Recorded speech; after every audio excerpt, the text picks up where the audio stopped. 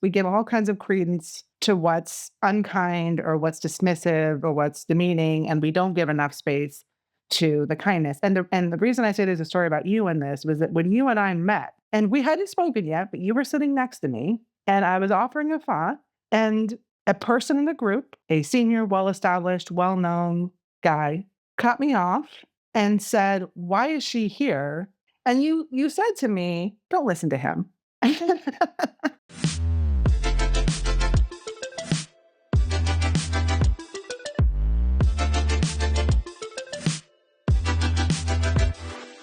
Welcome to the Technical Difficulties Podcast. I'm Liz Gerber and a design professor at Northwestern. And I'm Lauren Lynn, and I'm a student who has also worked in the design industry. Each week, we speak with women leaders in design and technology. Welcome back to the Technical Difficulties Podcast, where we celebrate the careers of amazing female designers and technologists.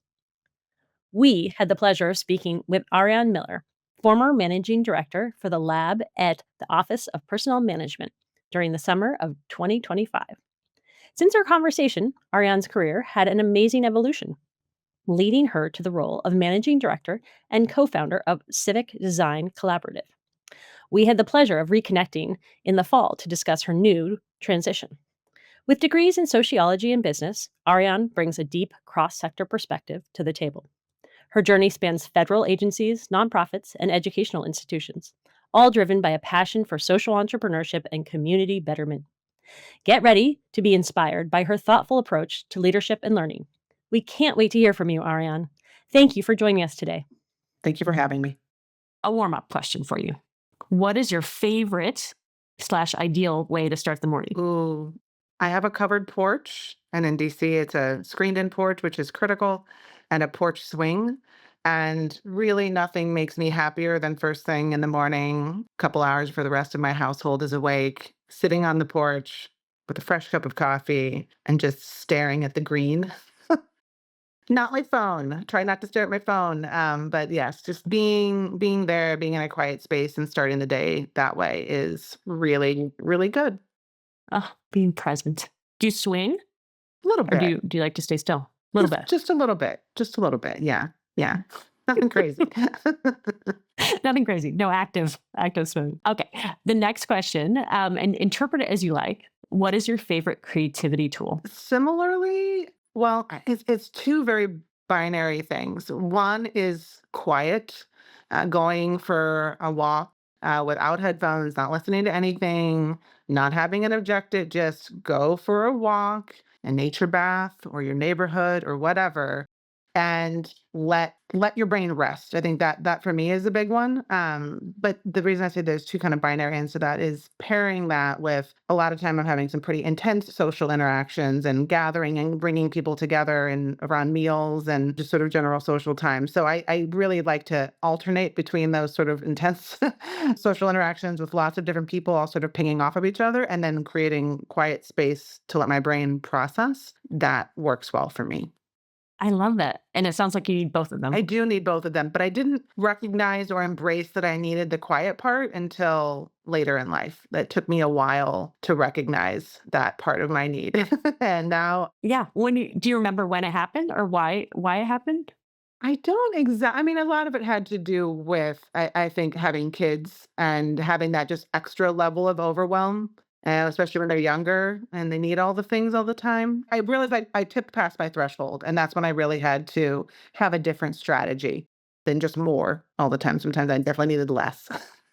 I love that. And I love there being a tipping point and actually not knowing there was a tipping point until you hit a great moment for learning. Thank you. Speaking of moments, I'd love to hear more about how you got started in the design field. Was there I'm a designer moment, or was it only in retrospect? For me, it's always been in retrospect. And I say that because the way I got into a job where design was in my title was very much I was in a different federal agency. I was a decade into my career. I attended a class at the program I later led was running called Introduction to Human-Centered Design, and it was meant to Oh, you br were a student in I it. was a student in it. Oh, I love that, and then you went on to run it. Yeah, That's yeah, brilliant. and I left, and I was a student in it, and I was also part of a program called the Presidential Management Fellows Program that required that, in federal agencies, that required that during your first 2 years, you both get 80 plus hours of training, and then and development, and that you also go and do a short-term assignment of 4 months or longer in another agency, and so I came to that class because I needed those training hours. It was just hours, though, at that point. Yeah, I was trying to fill hours. I mean, the topic intrigued me. I had no idea what they were talking about, but I was like, that sounds interesting, but I mostly need to fill hours." And it just resonated so significantly that I left the time the 3rd day of the class, it was the end of the class, and the director of the program at the time happened to be in the room, and I just walked over and said, "I need to do a rotation. I think I'd like to do it here. Would you have me?"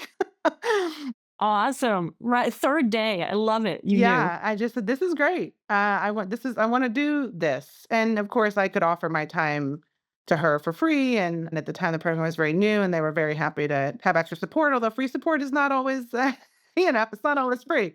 Okay. We'll put a pin on that and hear more about that Yeah, later. yes, yes, yes, but no, she said yes, and I joined the program in that sort of temporary capacity and just kept saying yes to anything and everything they needed me to do, and then had an opportunity to join as the position opened up just toward the end of that time and said yes, and the rest has sort of evolved on a weekly, monthly basis, ever since, over the last 11 years or so. Amazing. What first got you into public service? I mean, right out of school, you were in public service and you spent your career there. And you have this really interesting position of really being on the ground floor when design entered public service. That's so unique. I'd love to hear you reflect on what that was like.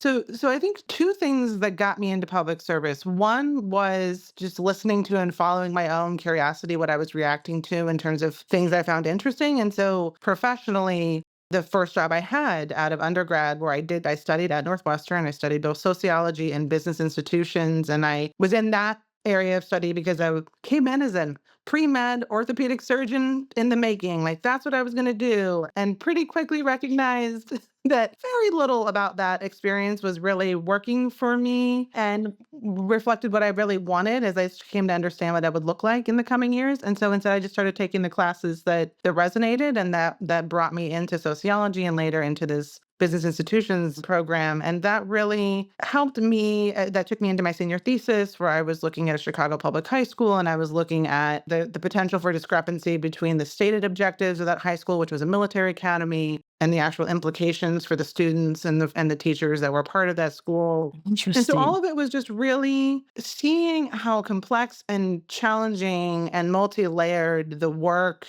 of schools really was in that context got me curious, and that led me into an opportunity to apply for and then get a job with the school district in the CEO's office, which was a new CEO, relatively new CEO at the time. So that's one version of like quite literally how did I find my way into that first job, and I just found it so compelling and challenging and meaningful and hard that really kept me on that path, right? But the other part of my answer is that my I was raised by my mom, just her and I growing up, and she was a public servant for her 38-year career. She worked as a secretary and later a budget analyst for our city government. She was a woman working in the 70s, 80s, 90s in an environment that had Awesome. certain pathways open to her, but it also afforded her, as a high school graduate, opportunities to do work that maybe she wouldn't be able to do in other places, and a place to be sort of rewarded for demonstrating competence. And so I saw her 38-year career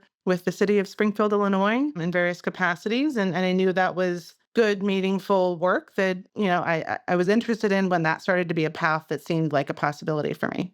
Oh, that's beautiful. Thank you for sharing that. And I'm reflecting that your thesis, senior thesis, was a research project in Yes. some ways, Yeah, right? It exactly. was a design research project, and I wonder if you were then thinking about interventions as part of that, or was it more understanding the situation? In that scenario is much more understanding what's actually going on here. And what I now kind of understand about who are the named and unnamed stakeholders, what are the named and unnamed objectives, and to what extent Is what's happening a reflection of the things in the foreground, what people say they're trying to accomplish, and to what extent is it a reflection of what's in the background that folks are less forthright about? So it was that beginning of that curiosity around, well, it's interesting because sometimes when a system doesn't appear to be accomplishing its stated objectives, what you have to do is understand there are actually other goals and objectives that it is accomplishing that they just don't want to talk about as much necessarily. Correct. So this is a systems design challenge, right? Yeah. Yeah, there's competing factors, different Yes. motivations. Yes. And I appreciate that. Like, just because something's not getting done doesn't mean people are incompetent. It means that they may be motivated by different objectives. And that's often the case. Yeah, exactly. There are and I'll just briefly add that initial role led me into what was really the most analogous work I did in that first job, and that shows up over and over again in every job after it. Well, it led me into an opportunity to work with community groups, to be a liaison between the district and community groups as new schools were being considered and established, and to, understand all the machinations happening at the district level as those decisions are being considered and made, and how we were having conversations at the community level and trying to constantly be a diplomat between those two. That was a really, really formative, privileged experience to be in that young, that early in my career, that I was able to take that on and do that. And that system versus on the ground and the bridge between the two is a theme that comes up over and over again. And it's a constant area of curiosity for me. And one that you excel at. I mean, you are Yes. exceptional, Yes. exceptional in this area. Your ability to move between, you called it a diplomat. Yeah. The word I came up with was like a maestro, like a conductor of. Anyway, it's a compliment. Yes. I'm trying Okay, to pay good. you a compliment. Okay, so in this incredible career that you've had in public service doing design, what is a surprising thing that you've learned so far in your journey? This was my favorite prompt that you gave. I will just say that I had a whole bunch, but a couple I'm going to pick. Oh, no, share them all. Because you have such an interesting background, and the way you come to business, sociology, design, public service is just, you've worked in the Consumer Financial Protection Bureau. I mean, what haven't you done? It's so fascinating. You've worked in places that I think people on the outside must say, like, that has nothing to do with design. Well, I will. So yeah, so there's two related lessons I'll highlight first. One is just the notion that problem framing is a skill. That was in that first class I mentioned when I was sitting in the Introduction to Human-Centered Design, and that topic came up. It had just never been put to me that way. I'd never really thought about. I thought of problems as things that people present to you that you then solve. Yeah. Right? You solve for it. And really being in a position to question the question and to dig into, what are we actually solving for here? What are all the different ways we could describe this problem? And then we're making an active choice to pursue this one and not that one. Just that as a revelation around what work can be and what work really should be. Do you have a concrete example, Erin, that you can share with us of something kind of coming in one way, and you and your team saying, what if we looked at it from this other direction? Yeah. Well, one great example that we worked on, and it became very prevalent in the pandemic, but prior to that, we worked with the free and reduced school meals program. And a lot of that work was around the application that families fill out in order to access that program. And they were so thoughtfully but laser focused on this question. People are going to have to fill out this form. How do we make the form more efficient, more clear, more simple? And that is a good objective, and we did pursue that objective. But what became really much more clear throughout the course of the work was it was not how do we make the form simpler? How do we ensure that families who are eligible for this are receiving the benefit? How do we reduce the gap between who should be in the program and who is in the program? And that really led to more of the question of how do we eliminate the need for the form? How do we amplify actually this existing mechanism around universal school meals and not even needing there to be a form at all? The best form is no form. And so it was that and it became very clear very early that they knew and understood, but were not really allowed to highlight that we spend more money processing, validating, investigating whether or not someone's eligible than we would spend if we just fed everyone.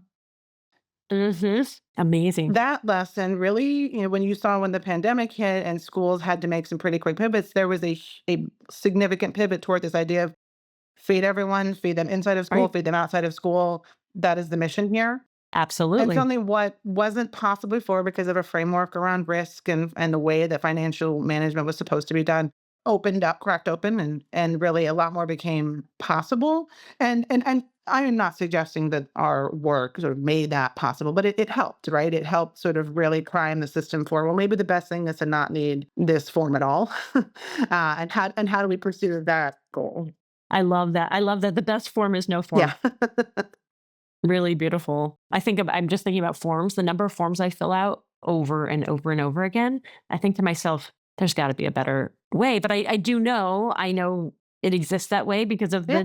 the infrastructure. Everybody needs their information. These systems aren't connecting. They're not sharing Yeah. data. Like, Yeah. right. To your point, there's all sorts of reasons. Well, and this also ties back to that earlier comment about the thing happening in the background that maybe we aren't talking about as much. And I think in this current environment, we do need to have very present. Sometimes those frictions are there for very good other reasons, like privacy Right. and like ensuring that information obtained for one reason is not, in fact, now suddenly being used for other reasons. It's a great That point. then so it's a tricky one. I mean, because it is generally speaking, it does always feel silly when things can't just flow from one system to the other. But I think we are seeing and experiencing many examples where that happening too quickly with too few questions is in fact Yeah. quite concerning. Yeah, there's friction. There's a lot of interesting research being done on friction right now, and I think we often assume friction equals bad. And to your point, sometimes friction is good. Sometimes we wish there were more of it. Yes. There's a little slowing down. Okay, I appreciate that. So I interrupted you. You said you had two learning moments you wanted to share. A second was one that I was doing for a while before I really named it, and to me, it relates to problem framing. It's that jobs are not a menu you choose from, at least not as you get farther into your career. You can craft jobs, you can pitch roles to people, you can take the beginning fuzzy outlines of something, and if you are intentional and lean into it, know yourself and learn the organization and their needs, you can, in fact, and in every role I've been in, craft that role as a negotiation between the two parties, between you and the organization and their needs. And I think and it certainly makes sense when you're early in your career, you don't know yourself as well, you have not as many concrete immediate things to offer necessarily that you're shopping off the menu in that very beginning. But even starting that early point of thinking about where is there an opportunity for me to treat this as a negotiation, to understand the needs behind why this position was created or exists, and then to shape it over time. Getting into that mindset early in your career and then applying it as you're pivoting or moving forward and thinking about what is it you want to accomplish and where are all the places this is kind of a problem frame again. Like where are other places I can do it? I know the observation that careers are rarely linear is a well-trod ground, but just even this idea that you don't even just have to leapfrog from thing to thing that someone else created, that there are often these opportunities to in fact speak something into existence, if you do the work to understand yourself and the context you're responding to, and to put together possibilities. I love this idea that this question of where can I do the work that I'm want to do? I feel like I'm meant to do. It's the reason I'm here. And I'm curious, as opposed to thinking I must do the work at the organization where I currently am, where can I do the work that I want to do? And I agree. It feels like that confidence comes a little later, Yeah. maybe, of really understanding what that work is. I'm curious if I can put you on the spot and ask you, what do you think your bigger mission is in work, in terms of work? You've done it in. I understand you've done it in public service, but what's the bigger question mission that Arianne Miller is on? I like that. It's really about unlocking and amplifying and aligning, in a lot of cases, what already exists but is not quite able to reach its goal, right? And so to make that more concrete, I worked for a time in an organization called DonorsChoose.org, and that was a way for public school teachers to more easily ask for specific things they needed in their classroom, and for donors of all funding levels to more easily find those needs that aligned just exactly with what they were interested in, and to It's a brilliant right, service. as a brilliant service. And what I loved working there, and I worked in strategic partnerships and in fundraising, I loved that all of these teachers were doing such difficult, such important work, and they were doing it without the help they needed. And by this organization and through my role, being able to say, well, there's people that really want to help, and there's people that really need that help, and there is just a disconnect with that last mile or sometimes that first mile needs to be built. And so I have over and over again that theme of building the first mile, building the last mile, finding those two things that when you combine suddenly become greater than the sum of their parts. I get really I love it. excited about that, and that has been the theme, and I mean, a lot of it in my most recent work is about all of these civil servants who are, no one's perfect. Of course, they're not perfect. No one in the private sector is perfect either. But they're trying so hard to improve these systems. They often know exactly what needs to be improved, but what's missing is the mechanism for them to be asked, for them to articulate it, for that to be translated into an actionable set of steps. And I mean, not just the civil servants themselves, but the people receiving those services, the people we're serving. What's missing is often the mechanism and the feedback loop, and on an ongoing basis, not as a one-time thing. And I get really excited about how to help that knowledge that exists come to light, become more actionable, and flow through to benefit the people that it should be benefiting, right? So it's I don't necessarily like to start new things. I like to create something that enhances the value that already exists and is trying to break through into the world. I love that. You articulated that perfectly. Thanks. The first mile and the last mile. I love that. Um, okay, to bring us to the present. So how are you currently thinking about, or what are you currently excited about as it pertains to thinking about that first mile or last mile? Like, is there something you're reading or a book um, Yeah.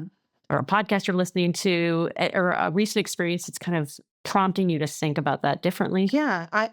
Another way of asking this question is, what are you nerding out on What am right I now? nerding out on? I'm really interested in a specific question of how you it's related to how you help the helpers, but it is how you build community and structure experiences, and not just structure, but align resources in a sustainable way behind bringing people together who have those bits and bobs of knowledge from decades worth of work, into spaces where they are cared for, supported, where they get to be the person offering the knowledge and not always having to structure it and carry all the weight of that experience themselves. And so, for example, and this was just a little thing I got to do recently, but I was attending an event called the Creative Bureaucracy Festival, and that was in Berlin. I love the name, like Creative Bureaucracy Festival. Like Yes. just those three words you rarely see well, maybe creative and festival you'd see Right. together, but bureaucracy stuck in the middle. I Yeah, love yeah, that. and it's I mean, 2,000 plus people from around the world come together at that event for a day in Berlin for the last 8 or 9 years. Amazing. And even more importantly, so the event itself is, like, really well done, really exciting and invigorating and pretty overwhelming, frankly, but very, very thoughtful. But then what happens is around it, people think and they plan meals, other workshops, other events that are adjacent, because here the event, the festival itself has brought all of these people to this space, and in many cases, all of this distance to this place. And now they're there, and then they all get to sort of create the rest of that experience around it. And I decided to plan a dinner, and I decided to run a dinner. There's 13 of us there, but the full spectrum of who was there were people I'd met 10, 11 years ago, very early in my career. And it also included folks who run communities, right? There's a group called the International Design and Government Community run by Kara Kane and Martin Jordan, and a whole host of others from different governments around the world on a volunteer basis. And a lot of the people that I got to reconnect with there were folks who are doing this in their free time, and they're not their free, they're carving out time. They're not compensated for it. They're putting in immense energy because they know it's valuable. And I felt really nice to be able to just say, well, come. I've created this space for you. I'm not going to ask you. I'm not going to facilitate you. Just be here, talk to each other. And I got to connect a bunch of nodes that hadn't actually, in many cases, talked to each other before. And I'm hopeful for what might eventually spring from that. But I also got to invite a few people I met the day before, and who I just struck a chord with. And it was such a small thing, but it was so nice to have these folks who have meant a lot to me in many cases over the years of my career, and be able to just do a little something for them as a little bit of a thank you. Over and over again, I've had a lot of recent conversations talking to folks who lead organizations that work in the civic design space. And every one of those, I try to ask the question, what can I do? How can I help you? And over again, they say, nobody ever asks me that. Because they're so used. Ariana, you asked the same of me. I still remember when you asked me, how can I help you? And I thought to myself, oh my gosh, that was what a beautiful gift. Thank you. Absolutely. No, it's such a small gesture, and it's really hard to do. And I think, and I will share for your audience to say, I am in a professional moment of uncertainty, right? My program has been ended by the current administration without clear justification or rationale, just because it was. And that does put me in a position to really, really initially reach out to people from a posture of needing help and seeking guidance. And I come to many people, and this is another professional lesson. Asking for help is not a show of weakness at all, and you should be comfortable doing it. But even in those moments, it is a real comfort to ask that question and to be reminded that even in these moments of uncertainty, even when there's a lot of questions I don't have answers for, people will highlight things that you can do for them. And that is a source of agency, and that is a source of confidence, and it feels good. And it doesn't mean you have to follow through on every single one of those. You don't have to make your plate more full, but it is good for both parties, I think, to be in that moment. I don't know. It feels good. It does feel good to be helped. Yeah. And to help. And to help. Yeah. Yeah, now my mother would always frame, like, if there was recent health issues with my dad, and she said, as awful as it is that this is happening, it reminds me of how many people want to help me. Yeah. Like it's a confirmation of the incredible community and the support team that you've built piece by piece over the years. Yeah. Which is beautiful. Thank you for sharing that. A few more questions for you, and then we'll wrap up. Arianne, what is one thing you still want to learn or do in your career? Part of it is a personal goal of learning how to better manage the cadence of sort of pushing and resting. And so I know, I imagine this question comes from more of a technical place, but my immediate feeling is acknowledging that for a long, long, long time, I worked and sort of strove in a way that was just all about constant movement forward. And both getting older and having a wider variety of demands and life experiences reminds me of the importance of knowing how and when to come off the gas as a means of rest and recovery, and also as a way of eventually pushing forward. And I think that is a personal lesson I am practicing and still very much learning, but it also really happens professionally too. I've really tried to lean in more with experimenting around use of timers, which I know is, not anything new necessarily, but saying, I'm going to really work hard for 30 minutes on this, and I'm going to walk away from it for an hour or two and go on one of those quiet walks to let my brain rest. And so I think that I know there's a lot of neuroscience learning more about that and being more intentional about how to use that knowledge to create experiences for other people as well as for myself that allow progress that doesn't always have to feel quite so draining or hard all the time is very much on my mind. I loved your comment about learning about how the brain works. I get this sense that in the future, we're going to look back at this time and we're going to liken it to the time when we used to put babies in cars with no car seats and smoke in the car. Yes. Like, we're going to say, what in the on world were we earth? doing? Yeah. Like, we were that's not how the brain works. We were pushing ourselves too hard. Yeah. Or not working at the right time, asking, yes. So I find that fascinating. I appreciate that. I also appreciate that you linked that back to your opening creativity tool, which was both time alone and without technology, and then time with people. Right. And given that both are so important to you, and the neuroscience is suggesting, yes, both are important. How do you actually navigate that in the kind of the fast pace, Yes.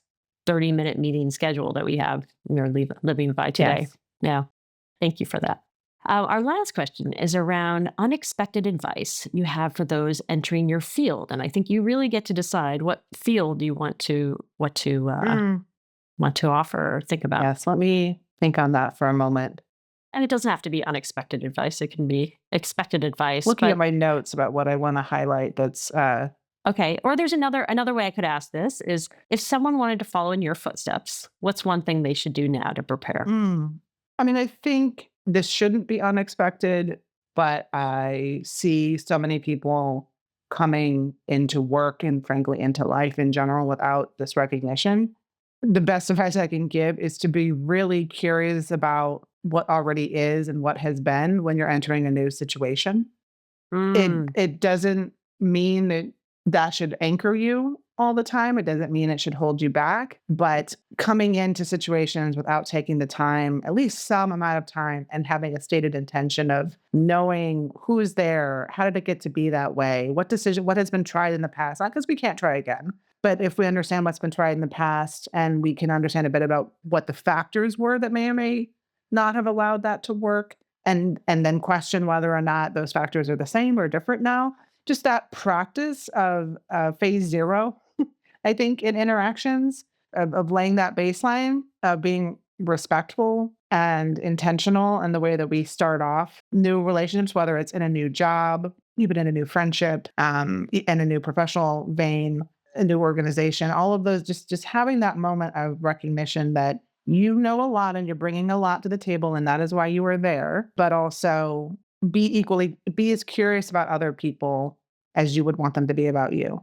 uh, Oh, oh, that's I would beautiful. love to offer another thing, and this, Liz, relates And keep going. You are a fountain of knowledge. I will not stop you. this relates to a seminal story. I think I've heard you use that phrase in other podcasts, sort of a thing I tell people about a lot, and it's about you. One of the best pieces of advice I can give to people, especially young women, is if somebody says something kind to you and complimentary to you, internalize it. Don't defer it, don't ignore it. Ask them maybe what are examples of how that showed up or how do you know that about me? But don't push it away. Similarly, if someone says something critical or negative, you want to listen to it. You want to ask yourself what part of that might be real or not real. But too often we get those things backwards. We give all kinds of credence to what's unkind or what's dismissive or what's demeaning, and we don't give enough space to the kindness. And the reason I say there's a story about you in this was that when you and I met, we met at a gathering in Chicago, and I wonder how much of this you remember. And 2017, 2017, and it was a windowless yeah, room. yeah, and I was still pretty early in my career. The program I was leading at the time it was not well known. It was still early in our development, and I had been invited into a room full of very knowledgeable academics and senior practitioners and industry folks in the design space. And we were in that conversation, and that group was really having a conversation about the future of civic design and the role of designers in the civic space. And I was offering a thought. I was offering from my perch as one of the only people who actually worked inside of government at that time in that conversation. Correct. And we hadn't spoken yet, but you were sitting next to me, and I was offering a thought, and a person in the group, a senior, well-established, well-known guy, cut me off Yeah. and said, "Why is she here? She doesn't have anything to offer. She doesn't have what we need." In front of a whole room full of people who I didn't know. And you were next to me. And again, we had not spoken. And I remember you leaned over and you hugged me and you gasped and in horror at how just wrong that was. And you didn't know me you had no idea my background was. And you said to me, "Don't listen to him." And that was the beginning of this friendship. That was a really important moment in Oh, my professional self. And I'm like, okay, I will not listen to him because I know this woman. I knew enough about you to know that I should listen to you. um, mm, and ever since then, don't listen to don't listen. him. That's like, that's advice to just give. Don't listen to him. Yeah. Other people have said that to me. I mean, I can credit my mentors for saying, don't listen Yeah. to him. Yeah. And that is why you've been somebody who I come back to regularly as a touchstone, and because you are formidable as well as kind. And I think being that for other people is looking for the opportunities to be that for other people is both a lesson of like listen to those folks, but also try to be that person when you have the opportunity. Well, you are that person. You are formidable and kind, and I look to you as a touchstone. Deeply admire everything you've done and will continue to do. It has been such a pleasure. Thank you so much for taking the time to share your stories with us. Ariane, I wish you the best of luck as you navigate this uncertain time, and I'm 120% confident that you will come out the other side blowing our minds with what you Thank you, do. Liz. Thank you for your service. So it's been a couple months, and we're checking back in. You were prototyping a few different ideas. Tell us what you've been up to. Absolutely. Well, since we last spoke, I I did the thing that I swore to myself I wasn't going to do at the beginning of this whole recent chapter, and I decided to launch a new initiative, an organization called Civic Design Collaborative. It's a new team that I'm creating with old team members, so a group of folks that I have previously worked with the lab at OPM. Couldn't quite quit each other, and decided that having looked around, having talked to a lot of different people, having sought to understood what was happening at the state and local level in particular in the civic design space currently, sort of updated our understanding. Conclusion was there is still a lot left for us to offer that is complementary, that is still very much needed. There is a vibrant community of folks doing really good and interesting work, and we saw an opportunity to build on that and contribute to it. And so now there's a group of 5 of us. My former colleagues, Sean Baker, Patty Byrne, Sarah Romanowski, and Nadine Foyk, who are working with me to figure out what it means to be the Civic Design Collaborative. Okay, 3 questions off of that. What does it mean congratulations, first of all. Thanks. Yeah. What does it mean you couldn't quit each other? Yeah. That's question number 1. I love that frame. Second one, why did you promise that you would never do this? That's how you introduced this. Sure. Sure. And the third question is, what does it mean to be define what it means to be, I think, a civic designer? I will confess in the beginning of the process, shortly after our team had been abolished and had been eliminated, and sitting in that feeling of all of these things being destroyed, all of this good work, it felt like going away. And being in sort of that unhappy space, all I could really see in the invitation to, get the band back together or start again, which was what a lot of folks were encouraging me to do. All I could see in that were the risks. And all I could see was how hard that would be, which I knew from building the program, not entirely from scratch, because others get credit for founding the program and getting it off the ground before me. But, from my 11 years of running it, I knew how daunting it was start over again. And I think, and I was in a headspace. It was hard to be future focused. I also, frankly, and this relates to, that opportunity work again with folks who I really respect and appreciate and whose skills are so complementary to mine. One of the hardest parts about the lab at OPM ending and that phase of my career closing was the loss of the team. A group of people who are so good at what they did and who are so kind to each other and who are so appreciated, and feeling on some level like I got everybody into this. It's not exactly my fault, but I'm not going to get everybody into it again just to have something ripped away, And so I think I was in that headspace of that sounds really, really hard. I do not want to be in this position again. And I can't think about that. But after I slept a lot, cried a lot, talked to a lot of folks, we got a lot of encouragement to revisit that decision. And then I think also really importantly in one of those conversations, a few of them, met some leaders in an organization called socialfinance.org that was not only curious about the work we had been doing. They themselves have been working in the public sector, supporting state and local government for over 14 years. But they were actually also willing to put some funding and some support and infrastructure behind helping us reinitiate some version of the program and explore what it would look like, not just to bring that work back online, but also to look at the work they've been doing around really important and interesting funding models and results-based funding models, pay it forward funds, a lot of ways of bringing funding to bear on large social problems. They were interested in how human-centered design could improve the work they were already doing. They're interested in how the services we had provided at the federal level could actually be translated to state and local and to some of their partners and to new partners. And so a conversation opened up around all of the ways that that could be pursued. And that's what sort of sparked this possibility of, okay, it feels less daunting to completely start from scratch. And it felt really good to think about that in partnership with a group that was sort of willing to not just encourage, but also support in a lot of other ways. And so that got us started. And at this point, social finance is the first customer and the first formal partner for Civic Design Collaborative as we continue to build out a pipeline of new possibilities and additional work. Yeah, That's great. So support, encouragement, future orientation, right. team members, all those things coming together made a big difference. Yeah, absolutely. Yeah, and I think also the recognition that this question they were asking themselves, like, what is the opportunity for human-centered design in our work? What are we doing well but could be doing better if we had more rigor and new ways of bringing a variety of voices and stakeholders into the conversation in different ways. The ability to create new kinds of artifacts and storytelling devices that help people see services and journeys in different ways.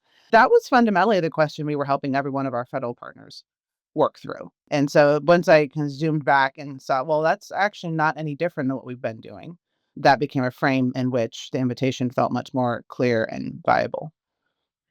So I think you've also answered questions 1 and 3, which is what does it mean to be able to quit a team? So it sounds like you were Yeah. pretty committed and loved your team because they looked out for each other and they were Yeah. smart, they complimented you and they were caring. And then civic designer seems to be someone who uses human-centered methods to design civic services. Yeah, absolutely. That it takes a lot of different forms. There are a lot of folks who bring very specific and very important technical skills and user research and trauma-informed practices and visual design and a whole host and of course, then there's a whole digital world and of how all of that comes together. So the civic designer can be a lot of different things. It's fundamentally the folks who are creating, sustaining, testing, implementing services, policies, et cetera. So it's sometimes folks who have formal training and other times folks who are learning on the job, very much like in the story I shared in the previous recording, how I stepped into the work. So I think it's a pretty inclusive umbrella and really a surprisingly vibrant ecosystem, given how little you might hear about it, because it's a lot of folks doing the work and not necessarily talking about it all the time. Yeah, can we talk about that for a moment? Because I feel like you're right. You don't see like civic designer on job boards or you don't see like master's degree in civic design. So what is that about? Why do you think that is? There's a technical question where a lot of hiring in government at any level of government is stuck in practices and nomenclature and wording that doesn't translate to the present very well. So, but you are actually increasingly seeing these kinds of positions: design strategists, customer experience specialists, visual designers, user experience designer. You see them, but part of the issue I think is that system is so fragmented. This is also what made it really daunting to think about a shift to focusing on state and local with something like 15,000 different municipalities if you really broke it all the way down, right? And so that's the really, really long tail, as well as obviously 50 state level governments, counties, and between all of that. So it's a place where even when there's collectively a lot of folks working in that space, in any one place there's only a handful, and we tend to be able to understand, those little pockets more clearly. And so it might feel like, oh, there's not a lot here, but when you zoom back, you realize it's a quite prolific group of folks, and increasingly embedded inside the system, not just working as contractors or partners on the outside, but increasingly embedded. Well, so that's my question is, do you need to work inside the system? Can you work outside? Like you have such an interesting vantage point now. Yeah. Been in this space for so long. What's your take on this? The best world is both, right? Because Being in both at the same being time well, I or mean, having really competent, dedicated, skilled practitioners who are both inside the system and partners on the outside of the system who are working with them. There are practical constraints around hiring and a fundamental system bias for buying and outsourcing that's going to mean that the volume of the capacity needed to do the work is going to exist outside of the system. You need what you need on the inside are the folks who understand, who know what good looks like, who can set the strategy, who can do that core inherently governmental work, and who know how to buy it well, right? Who know how to find the folks. So you really do need both. It's not either or.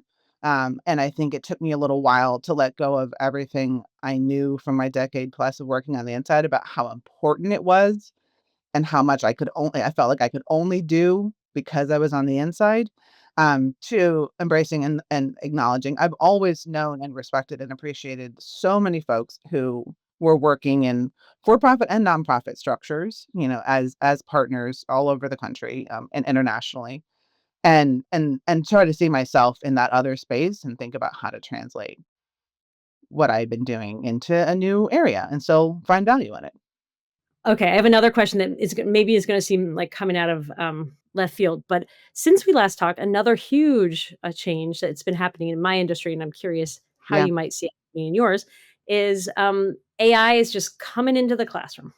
And the question is, who what kind of careers are we preparing our students for? yeah, And so my question to turn on you is, um, in the field that you're in, and you're gonna be hiring people as you continue to yeah, run these organizations, and as AI takes over more and more generative AI specifically takes yeah. over more and more creative tasks, what are you seeing out there? What skills do you think the next generation graduating from college are going to need to be a civic designer? So I will do a thing that most folks won't do when they talk about AI in this moment, which is acknowledge fully that it is an area I am learning about. I do not know everything I should know about it. It's a huge growth curve to climb. That much has become quite evident, quite evident. But no, I think what I see is still a very fundamental challenge or fundamental skill set in design, as well as what students will need in a world where AI, has taken over everything, is the ability to frame a problem really thoughtfully, the ability to discern, to reality check things, to test and question, okay, because it's in some ways it's not so different what you see happening with AI, as I've experienced it. It's not so different from when you're doing interviews with users and they're telling you, oh, the problem is this, and and they're speaking with so much authority about, from their experience. But the skill of a designer and a design team is to be able to take all of this information, which is said in very authoritative, and then actually look between the lines and test in ways that help you see what's the truth here, like what's actually going on. So there's actually this interesting echo of what we already have to do in the cacophony of data that we collect in a variety of unstructured formats to make sense of things. That is also a skill set related to a world where, the volume can be increased exponentially, and finding the signal in the noise becomes harder and harder. And also we get back to some of the earlier conversation we had around, like, what are the stated and unstated objectives and biases in a situation, and how are we teasing them out, and how are we naming them, and how are we mitigating for them. So I think that, there's a lot of that. And you're still gonna have to know how to write, because you're still going to have to be able to discern good, compelling writing, right? If you don't know what good looks like, even if you're using support to generate you won't know what's going to actually be compelling or interesting or clear to others, and that remains super important even even when you can generate an infinite amount of content. So, I was reflecting on the impact that on the access to information and the overwhelming feeling and the excitement and feeling of overwhelm that it had on me, and that in some ways you and I have the benefit of having seen many new technologies in our time come in, right. and the way in which it felt like it was disrupting our world and how we navigated and how we Yeah. we're overwhelmed by the amount of information and navigated what is truth, what is not, where is it coming from, and that to be sure this is a big wave, but this is in some ways the best skill that we can learn is one of agility and resilience, and Yeah. the job navigation that you just demonstrated, in the last couple months is actually just a I think that's the skill that we all need to learn, whether it's facing technology or facing a Yeah. job change. It's the ability to kind of pivot Right. and figure out what's next. Well, and I'd also offer the I don't know how else to say this, like, the importance of knowing how to be fundamentally human. How to still connect meaningfully with other people. This question of AI and hiring, and what people are experiencing, these two waves crashing together of this huge flux, not just from government, also from private sector, because there's a ton of disruptions coming from what's happening at the federal level, all across the private sector, also in other levels. So you have this huge wave of folks entering the job market, and at the same time, you have AI storming into every level of the hiring process. So you have massive, and those two waves are like adding to each other, right? Because you have just a crushing amount of interest in every job that is offered being met with untested, not well vetted, but desperately needed tools to filter through that noise. And it is creating a situation, people are just flailing. Really smart, really capable people with lots of cannot get past the first gatekeeper because there's nothing human about the first 3 levels of the process. And, I mean, one of the things I've seen my team, and not just my team, like, just hundreds of other people, I am on LinkedIn way more than it is healthy to be. But what I am seeing on there constantly are people respond instead of choosing to respond with volume and aggression and just, like, rapid motion, they are choosing high touch, extremely human ways of hiring, of helping each other navigate, of trying to engage with this situation. And I mean, this is not to say, oh, we don't need tools that can scale and respond to volume, but just always reminding ourselves like we need to know how to still, as a hiring manager, just because you can screen through 2,000 applicants in 20 seconds and just because you can, should you? Is that what you should do? Is that how you should interact with people who just because you can ask people to do automated assessments at 4 stages of it, and you don't have to grade them because some bot's gonna do it? Should you be asking people to do that? Like, we need to remain attuned to our humanity. I don't know, I mean, that's obviously some of the best versions of education offer us, but not and that's, hopefully that's gonna continue to be a part of the conversation along with what does AI bring? It's like, well, how do we remain human in the face of all of that? Yeah. Yeah, that's the question I've been asking. I increasingly I know I'm trained as a designer and an engineer, but increasingly I feel like I'm asking questions of philosophy, which is I think Yeah. how do we remain human? Yeah, yeah. And then the other question is like, how can AI can is there a world in which AI can help us be even more human? Like, is there I've always been fascinated by this idea that is there a way to reconfigure the what looks like what's gonna take us down can actually save us or help us? And there's this idea that the Titanic, ran into a big ice, Right. um, right, and the story I once heard was, could people have actually the iceberg took down the Titanic, but could people have actually gotten off the Titanic and used the iceberg as Oh, a f interesting. and I don't know if that's true, but I've always been kind of captivated by that idea, like, is there something that we could use it is there some way it could actually help us become even better? Well, and, let me the first thought that came into my head as you were saying that is, well, what actually brought the Titanic down was a failure of imagination. It was a failure. It was that's a failure of 1,000 decisions that went into it, to what happened to the moment once it hit the iceberg, they were screwed, right? But, I mean, there were a lot of things that were very human choices, about what to consider as a risk or not, about, who how many boats to have and for whom. Like, there were a lot of choices. It The iceberg is the thing that's, easiest to blame, and it played its part. But, I mean, it feels, as we're talking about this, like an interesting analogy. The technology has its risks inherent, but it's how we choose to anticipate the risks.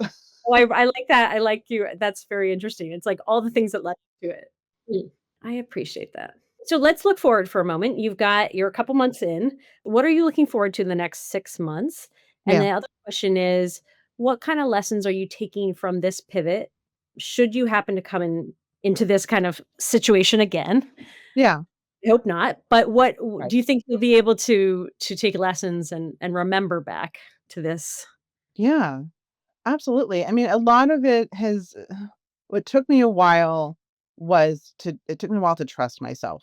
As much as I tried not to, I certainly internalized, I always try to be accountable to myself and others. I always try to understand what could have been better in any situation. And I spent a while in this one, reflecting because I'm not pretending I was perfect and I made every decision.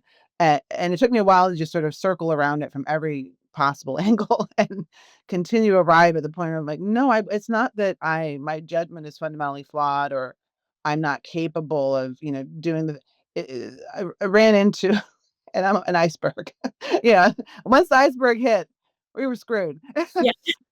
So, like, that wasn't but it took me a while to regain the clarity that that is not, and I will also say it was an intentional message being delivered, right? That was the result of incompetence and, lack of value for the folks who, not just us, hundreds of thousands of people who are experiencing this, and I had to make a choice not to internalize that message, and I would do that sooner in in the future. I certainly was immediately telling other people, "That's not don't do that. Don't listen don't listen to them."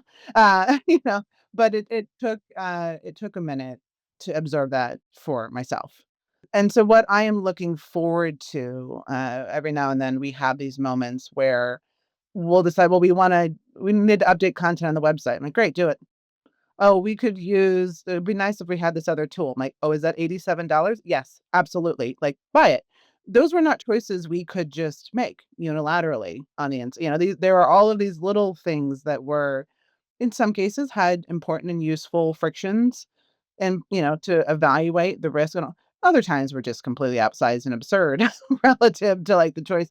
And so what I'm enjoying is the ability to choose and make decisions and experiment more freely and try things that we couldn't try and learn and pivot and not have the weight of, well, will this choice make everyone question whether or not there's any value to design? And it's like, no, I don't carry the weight of that now. And that I don't mind for a little while. It was a privilege to be part of, a lot of different people who were answering that question. It was a privilege and it was worth the effort, but I don't mind for a minute not not having to.